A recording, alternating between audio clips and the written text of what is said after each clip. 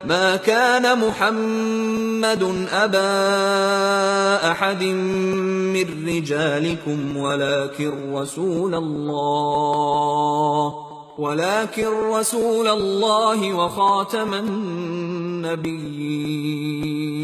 ہندوستان پر انگریز کے قبضے کے خلاف لڑی جانے والی سن 1857 کی جنگ آزادی میں ہندوستان میں بسنے والی تمام اقوام نے حصہ لیا، لیکن جنگ کے بعد اس کا خراج صرف مسلمانوں کو ادا کرنا پڑا۔ انگریز نے عام مسلمانوں کے ساتھ ساتھ علماء کا قتل عام بھی شروع کر دیا، لیکن قابض برطانوی افواج جنگ کی ابتدا سے لے کر فتح کے بعد کے قتل عام تک مسلمانوں کے جذبے کو ٹھنڈا نہ کر سکیں۔ ولیم ولسن ہنٹر نامی انگریز محقق نے اس جذبے اور برطانوی راج میں رکاوٹ کی وجہ مسلمانوں کا فلسفہ جہاد قرار دیا۔ اس کے بعد اسلام کی نظریاتی اساس پر پے در پے حملے شروع ہو گئے اور اس کام کے لیے انتخاب کیا گیا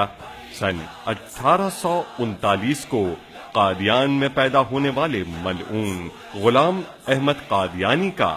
جو ابتدا میں ایک مناظر کے طور پر سامنے آیا اور جہاد کا انکار کیا، بتدریج خود کو مجتہد، مہدی منتظر، مسیح موعود کہتا رہا اور پھر ایک دن نبوت کا دعویٰ کر دیا۔ معاذ اللہ۔ برطانوی راج کی ہر قسم کی سرپرستی میں مرزا غلام قادیانی نے اپنے نظریات و افکار کے لیے کام کیا اور پیسے کے بلبوتے پر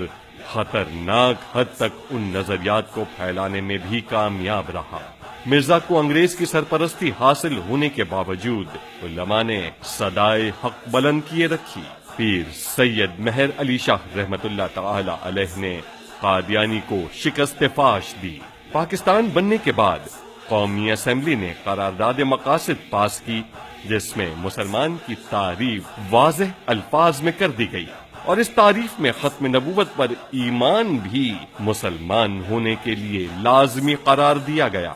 ظفر اللہ قادیانی سمیت تمام قادیانیوں کی مزاحمت کسی کام نہ آئی، مگر اس فتنے کا مستقل حل ابھی باقی تھا۔ معزز سامعین، اسی مستقل حل کے لیے سن 1953 میں آرام باغ کراچی سے باقاعدہ تحریک ختم نبوت کا آغاز ہوا، جس میں نوجوانوں کے جتھے گرفتاریاں دینے پہنچے۔ سن 1953 سے سن 1973 تک اس تحریک میں ہزاروں مجاہدین ختم نبوت نے اپنی جانوں کے نذرانے پیش کیے، ریاستی جبر و تشدد کو برداشت کیا،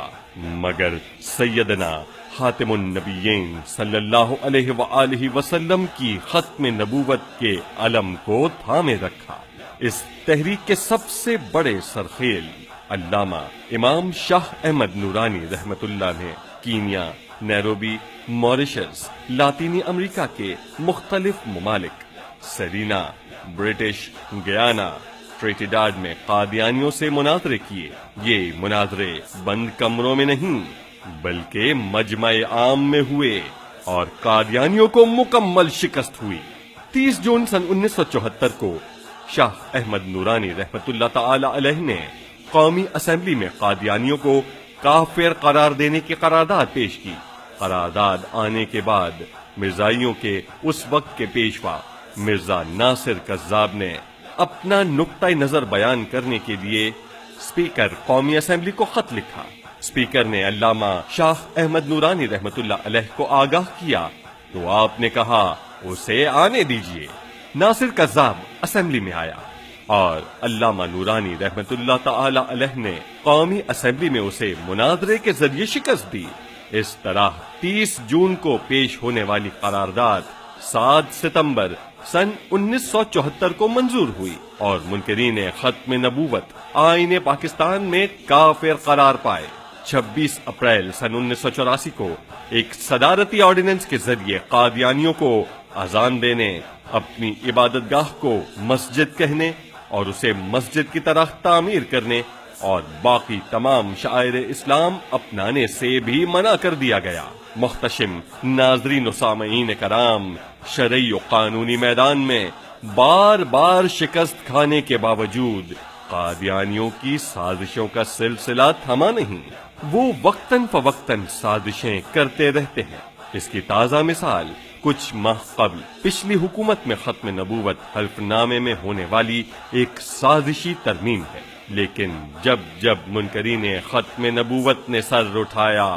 تب صدیق اکبر رضی اللہ تعالی عنہ سے لے کر پیر مہر علی شاہ اور پیر مہر علی شاہ سے لے کر امام نورانی اور علامہ خادم حسین رضوی جیسے محافظین ختم نبوت بھی اپنے ساتھیوں کے ساتھ علمی، سیاسی، مزاحمتی میدان میں نظر آئے۔ آئیے ہم مرزائی قادیانی فتنے کی سرکوبی کرنے والے پیر مہر علی شاہ، علامہ شاہ احمد نورانی، علامہ عبدالستار نیازی،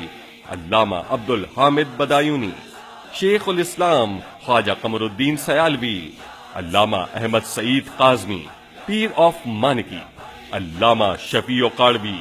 شجاعت علی قادری، عبد المصطفیٰ الزہری، غازی عامر چیمہ شہید، غازی ممتاز قادری شہید اور شہدائے فیض آباد دھرنا سمیت تمام شہدائے ختم نبوت و ناموس رسالت کی بلندی درجات کے لیے دعا کرتے ہیں۔ ان کے علاوہ جس نے بھی جہاں بھی ختم نبوت کے لیے کام کیا، اللہ اسے بے پناہ اجر سے نوازے اور ان ہستیوں کے نقش قدم پر چلتے ہوئے موجودہ دور میں علامہ خادم حسین رضوی دامت برکاتہم العالیہ کے شانہ بشانہ تحریک لبیک یا رسول اللہ صلی اللہ علیہ وآلہ وسلم کے دست و بازو بن کر اس فتنے کی سرکوبی کے لیے دل و جان سے کام کرنے کا وعدہ کرتے ہیں۔